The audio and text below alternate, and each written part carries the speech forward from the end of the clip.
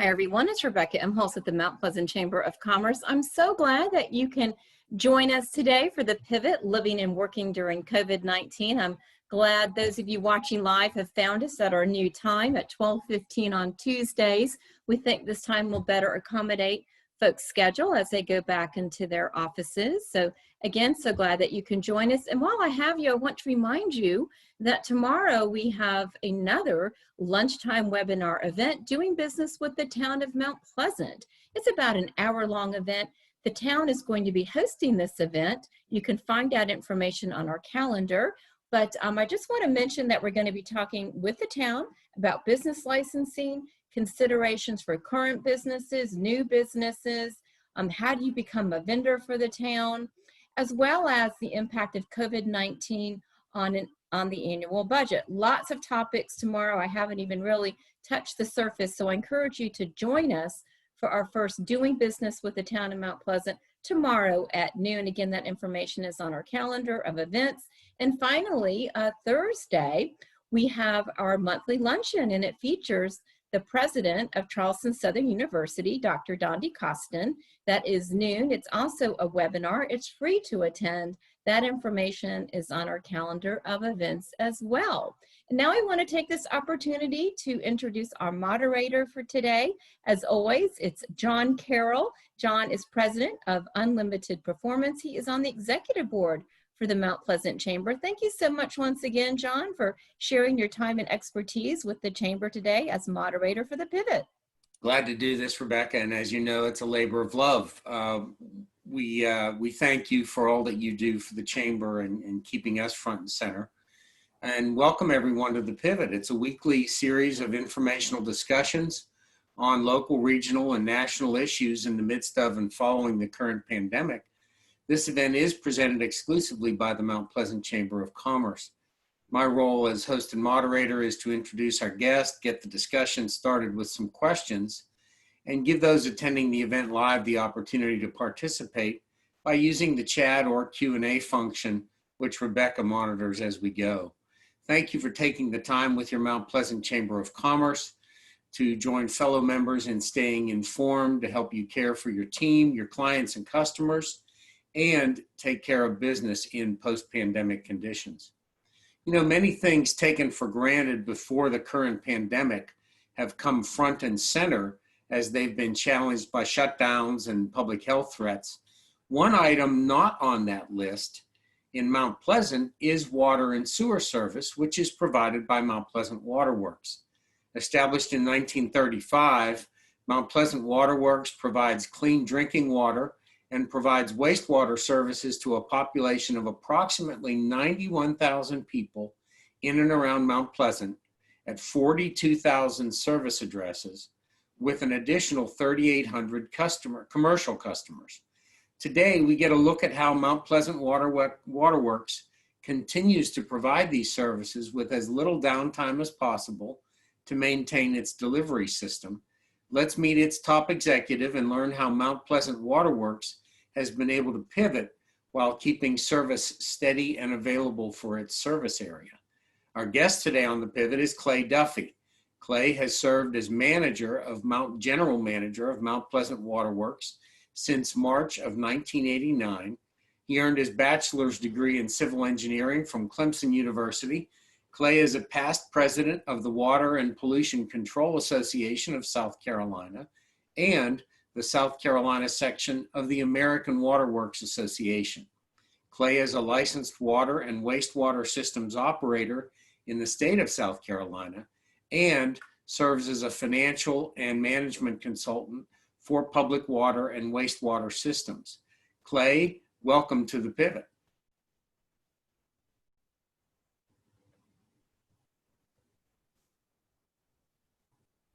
So glad to have you join us, and you are still on mute. There we go. There you go. So thank you, John, and thanks, Rebecca, for inviting me to participate with the Pivot. It's a new show here, and it's quite appropriate because we've all been pivoting all over the place with this COVID-19. We have indeed, Clay. You know, Clay, it seems that your tenure in leadership has been marked by situations and conditions that have left behind vivid, if not always happy memories. As an example, I didn't realize that you'd been in your current role for all of about 6 months when Hurricane Hugo impacted all of Mount Pleasant and Charleston County. Was that sort of a baptism by fire in your first year of leadership at MPW? Oh, absolutely. I mean, I was just learning my way around town when we got hit with Hugo, and you know we never lost operation of the water system or our wastewater system. They functioned throughout Hurricane Hugo. That was quite an experience. And like I said, you know, I was still trying to learn where everything, where's the light switch, kind of thing. But it was quite challenging, but it was also quite rewarding. We did a lot of things as part of Hugo that were very good. A lot of people may not remember that Mayor Andrigg asked me to come over and help Sullivan's Island get their water and sewer systems back in operation. And we had to cross the waterway with the bridge, with the bridge being out. We had to take these boats across with the generators and trucks and whatnot, and got them up and running in about 3 days. So it was quite an experience, learned a lot. And, we cross your fingers and knock on wood, we hadn't had another serious hurricane like that since. But I have every reason to believe that we'd fared just as well as a utility now as we did, 30 years ago. Fantastic. And Clay, it really was, to those of us who endured the after effects of the hurricane, it sure looked seamless from where we sat. And yet you couldn't take anything for granted when, most other services were struggling to get back online. So, a debt of gratitude around that. Thank you. Tell us, we've all had to pivot in one way or another, as you mentioned, in the wake of the current pandemic. Talk about some of the steps you and your team took in response to the threat and presence of COVID-19 across your service area, and how you've been able to maintain water quality and safety in the water supply with a public health threat looming. Well, it's obviously the first thing we do. We have an emergency management plan that we've developed over the years since Hurricane Hugo. Has really have a lot of different things that you have to prepare for, emergencies you have to prepare for. And we had a page in our playbook about a pandemic, but it wasn't very good. Obviously, we had to learn a lot, by trial and error. And so the first thing we did, though, is that we formed an incident command team which is built into our plan, how we manage emergencies. We started meeting daily to determine what's going on, trying to feel our way through this crisis of sorts.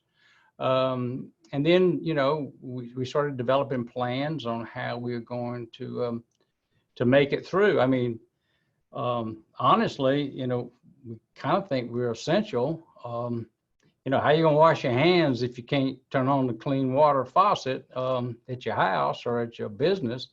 How are you going to stay safe and protect yourself against COVID as best you can? That's being one of the principal ways to help stave off COVID is hand washing. So we felt like we were pretty essential. So I can go on and on about it, John. You just let me know how you want me to proceed. Well, and Clay, I wonder what the impact was from the standpoint of you had more people in their homes for more time than they would normally be, right? You take away the commute time and the other things. I don't know, did that put any additional stress on the system? What were you noticing while everybody was in shutdown and lockdown mode? Well, it's interesting. You mentioned that, the truth is that, whether you're going to the bathroom at home or whether your kids are going to the bathroom at school or, or you're at your business, those water demands are still there. I mean, they're still making beer. So, no water, no beer. So if you got to be there. And we didn't see any really decline in our demand. It was pretty stable. Water demand, wastewater demand was about the same. So we didn't see any major changes in the demand on the water and wastewater systems. Interestingly enough, last summer, when it was the hottest and driest summer in spring on record, we had more demand then than we did with the COVID. So that was kind of nice not to have our system stretched to the max. So that's been pretty good, actually, in terms of demand. Oh, that's good. Clay, how big is your team? We've talked a little bit about, before we got started, we talked a little bit about the team that you've been getting together as part of a regular gathering once a month, and you've had to pivot around that as well. Yeah, we have 140 employees. When I started 30 years ago, we had 40. And we've grown up and down during the recession. We knocked back a lot of positions, but we're back up to about 140 positions. But what you're talking about is an open forum. We met with, or have met with, all of the employees of Mount Pleasant Waterworks for some 28 years, the first Friday of every month, with all the employees for 1 hour. And it's a communication tool that we've been using, and it really, number one, helps us communicate critical news to our employees and get feedback from them.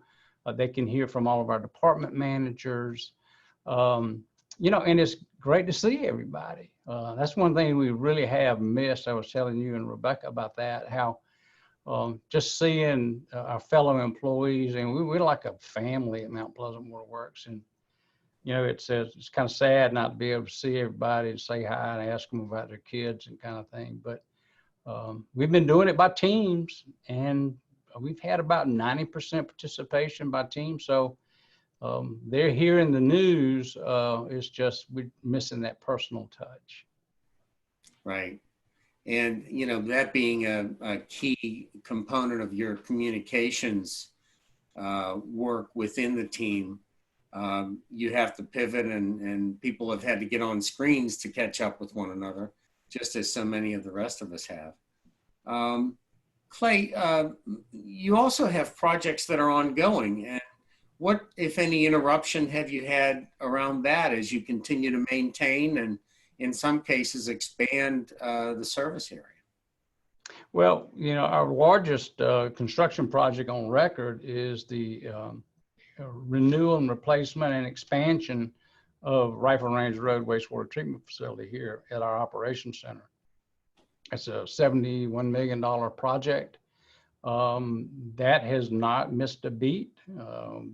Garney Construction, Black and Beach are our engineers. We have a management team set up to move that project along.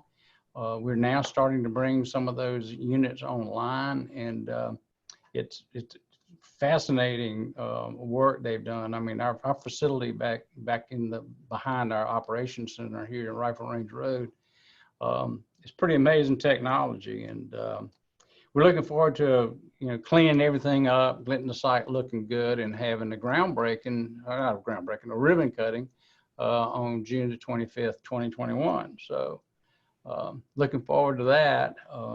But yeah, Pitt Street work has been ongoing, and honestly, COVID has not affected that.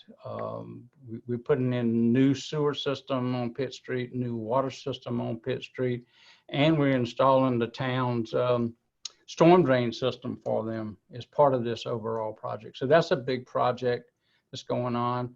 The Snowden wastewater project is moving along. We're starting to tie folks on to that wastewater system in Snowden. We've been working hard on our DHEC permit where they cut our water supply substantially, and we're having to basically fight for our water with DHEC. I hate to do that, but I feel like we have to. And so that's been behind the scenes issue that we've been dealing with.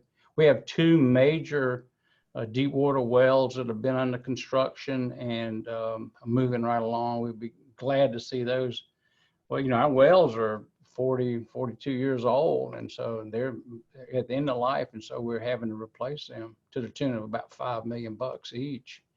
So these are 2,000-foot deep wells, and they produce a lot of water. And so, we haven't really seen a slowdown. Our capital program, we did cut back by about $10 million, what we had originally told the commissioners we would need for this coming 2021, 2022 capital improvements year. But so, we've had to make adjustments. We had no rate increase. We felt like that was an important thing to let the customers know that, we were not going to increase our rates.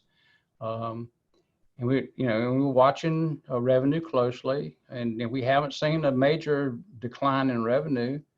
We did suspend our cutoffs so that, customers could have water regardless of whether they paid their bill or not.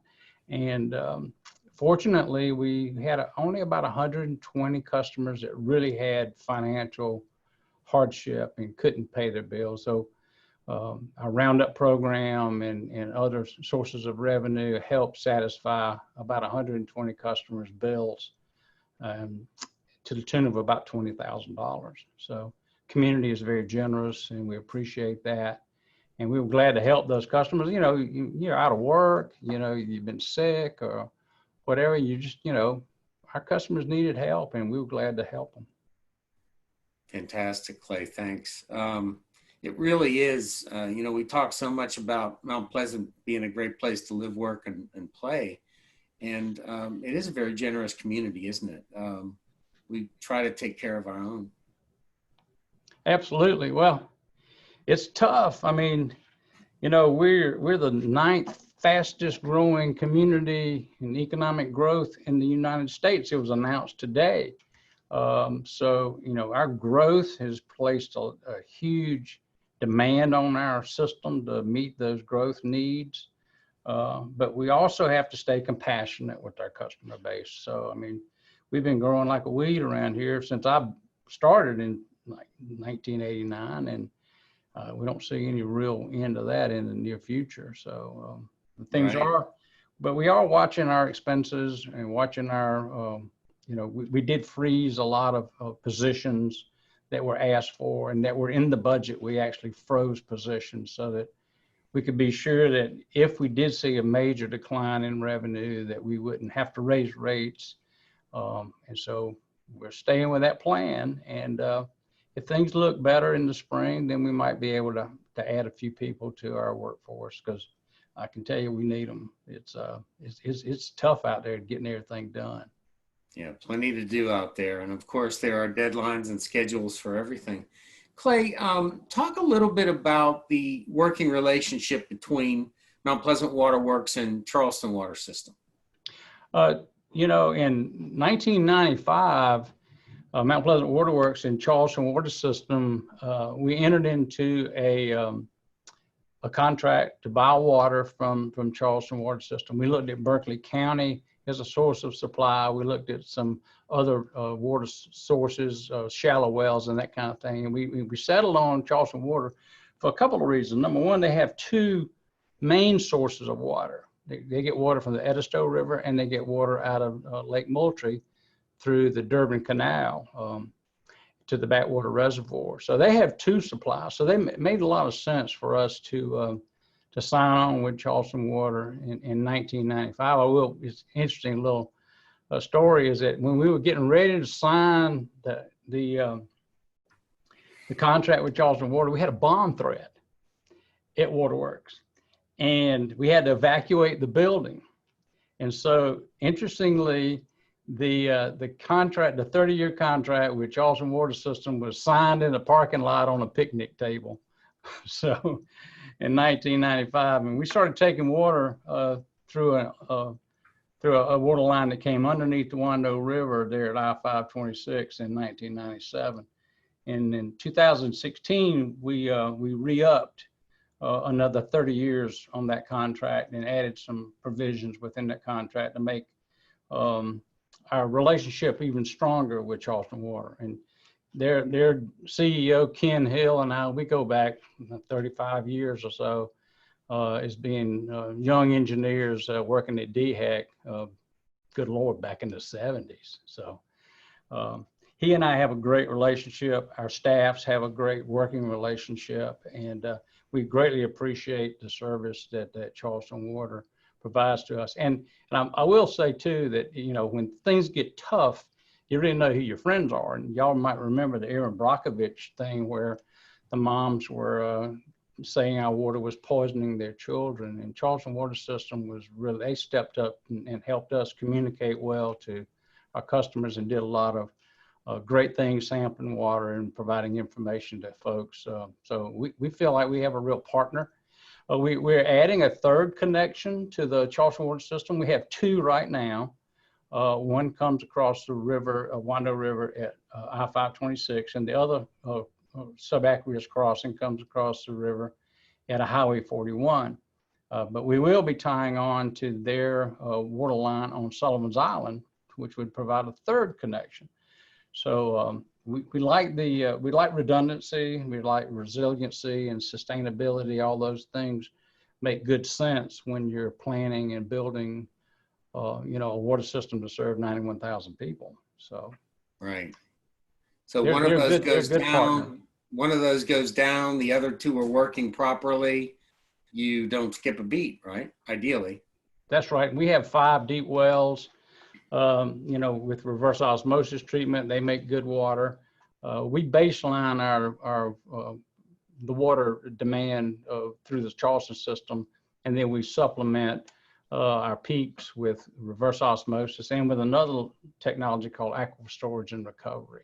So we basically have 3 tools in our toolbox to meet our customers' demand.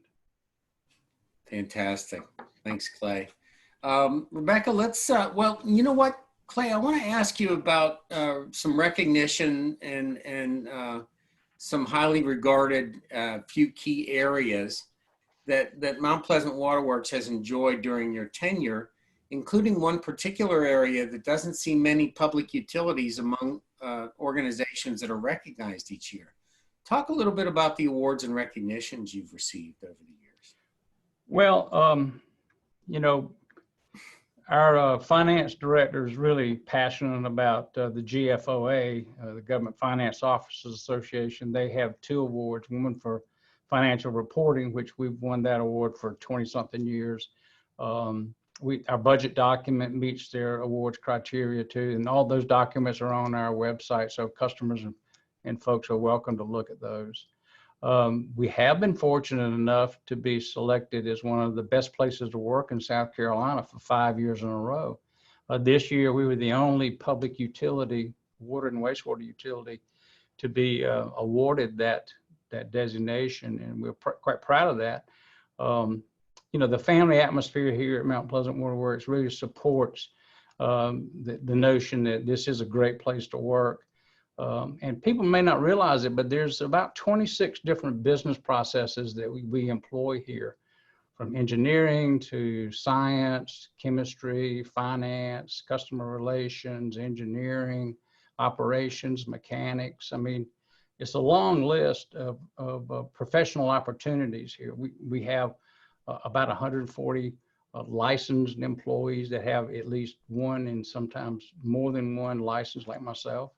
And so, you know, very professional. We have 5 professional engineers working for our organization. So it's a great place to work. I mean, good Lord, I've been here, will be here 31 years next year. So it's been really good. The employees here are great. Our commissioners really, they lead from the top, and they provide a really wonderful environment for folks here that work here. And we're getting a new crop of young folks coming in, and we're very excited about that. You know, the old guys like me are going to retire here soon, and open up opportunities for all these new energetic, smart, well-educated employees. Because the technologies in the water and wastewater business, you'd be quite surprised at all the things that we do with technology. And so you got to have smart people to run that technology and make it efficient like it does. Yes, indeed. You know, Clay, the thing that really attracts me about the best places to work is that you've got to be out there and you're fighting for talent just like everybody else is, right? If you want the best and the brightest, you've got to be head and shoulders above other places where people could go. Well, we do our compensation classification studies. We do them every 5 years to make sure that our jobs are competitive in the marketplace. We have great benefits. Our salaries can't compete with Boeing or Volvo or Mercedes. You know, it's tough to compete with those kinds of salaries, but so we make it up with benefits, and we provide excellent benefits. And again, it's a great place to work, and people take cuts in pay to come to work here because they see the opportunity. And when you go home every day and you feel like you accomplished something, and then when you get up the next morning, you're looking forward to going to work. You can't replace that with money. That's just part of being appreciated in the job you do, and we try to do that as much as we can here. Yes, indeed. Clay, thanks for that. Hey, Rebecca, let's get you in here. I think we might have a question or two. We do. Thank you so much. Clay, I'm so glad that you mentioned the Roundup program. That's an easy way to help our fellow citizens in our community, rounding up your water bill to the highest dollar. Just go to mountpleasantwaterworks.com. Is that correct? And learn about the Roundup program? Absolutely, yeah. All right. Thank you so much for bringing that up today. You talked about the fact that right now you can't have those in-person monthly meetings with your employees. And that, is important. As we know, communication is key to establishing the rapport and getting feedback and motivating people. So how are the managers motivating the employees right now, in particular, since you can't get together in person? Well, when we first encountered COVID, we sent about 30% of our workforce home to see what we needed to do to be able to operate in this new environment. Since then, we brought all of those employees back to work. Our lobby is still closed. Our drive-through has never been closed. It's still open. We were doing telecommuting with some of our customer service reps. We've added telecommuting with them. And so we've got all of our customer service reps are now telecommuting. We have up to 40 people that are capable of telecommuting, but we've opened up the office for folks to come and go. We are having commission meetings live and in color. And, we social distance, wear the mask. We're insistent on, making sure that we follow the MUSC playbook that they helped us with how we should be able to get together and be safe.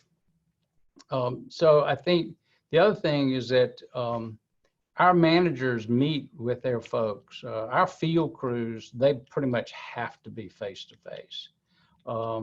They spread out, they wear masks, they do, truck tailgate meetings, they meet in the field. Those kind of things, we have to do face-to-face and to help communicate. Like I said, we are using Teams quite a bit. You take the groups that are like customer services, that everybody is telecommuting in that group. Our manager says that she actually talks to those folks more now that we're in the virtual world of meetings, that they're able to schedule those meetings and be efficient in those meetings, and they can have more of them, and so they can see each other on the screen. So we're not losing the connectivity that you might think. Using technologies to help make that a go for us, and employees.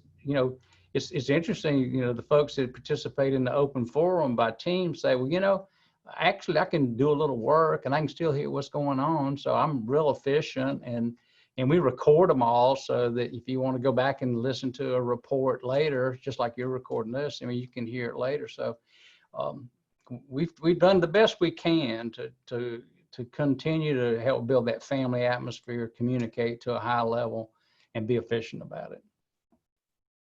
Wonderful. Clay, thanks. And Yeah. Rebecca, thanks for the question. Clay, we always give our guest a chance to leave us with a final thought, and also to let us know where people can find you in case they have a question following. Well, a couple of final thoughts.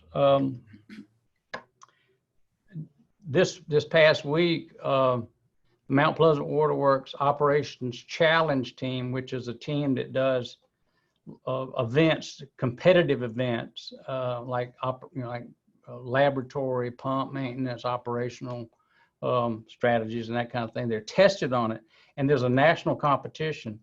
And this year, Mount Pleasant Waterworks, representing the South Carolina Water Environment Association, became national champs at this program.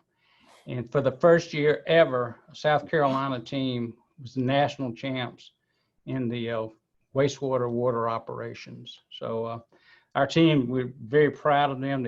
They have to work hard to be able to meet the competition. So we had 14 teams competing nationally from all over the country, and we came out on top. And so congratulations to our team. They call Control Chaos, which is kind of what goes on here sometimes. It's chaotic around here, but right. Try to keep it under control, you know what I'm saying? So that's something I just want to be sure that they got mentioned, because it's quite an accomplishment. But I think folks just we appreciate the support of our commissioners and our customers. It's when we are a highly regulated organization. A lot of folks don't quite realize that, but every drop of water that comes out of your faucet, you have to be able to drink it, and you have to be able to be sure there's no COVID in that water, and there's no COVID in the water. Now on the wastewater side, you got to make sure that water is treated to a high level, so that when you discharge it into the environment, that you make sure that water is safe and it doesn't degrade the water environment that we discharge in. Now there's COVID in wastewater, and we're part of a statewide survey with DHEC looking at COVID and the wastewater coming from your house and businesses. And so the good news about that is that we see a lot of COVID in the wastewater coming in, but we don't see any COVID in the wastewater going to the environment. So that treated wastewater is, we're killing the COVID at the wastewater treatment plant. So remember that somebody's got to deal with that wastewater when it comes out of your house and businesses. So my tag saying is that when you flush, think of us. Thanks, Clay. Where can people find more information about Mount Pleasant Waterworks, and maybe even find you if they want you? Website. We got a very active website. A lot of our documents are there. All the information you might need, signing up for customer care. If you need help with your water bill, you can sign up for that. If you have a problem with a leak, you can sign up for that. We have implemented a new program called Water Smart, and we have about 25% of our customers using it. But it's a system that we can see how much water you use on an hourly basis. And if we see continuous consumption, we'll send you an email or an alert, either text, email, or phone call, let you know you got a leak, and so you can fix it quick. So again, the technologies we use are quite advanced, and but please check the website. If you ever have a question, you can call me. My phone number is 843-276-1901. That's my cell phone, and unfortunately, I keep it with me all the time. So yes, indeed. It's the social dilemma that we live in, right? You've seen yes, indeed. That 24/7. Yes. Clay, it's been a pleasure. Thank you. Clay Duffie, General Manager of Mount Pleasant Waterworks, for joining us today on the Pivot. Thanks to all of our chamber members with us live and those catching us on the recording. And a big thank you to the Mount Pleasant Chamber's own Rebecca Imholtz for keeping us on track today, as she does each and every week. From all of us at the Mount Pleasant Chamber, thank you for joining us this week for the Pivot. Make it a great week. Thank you, John.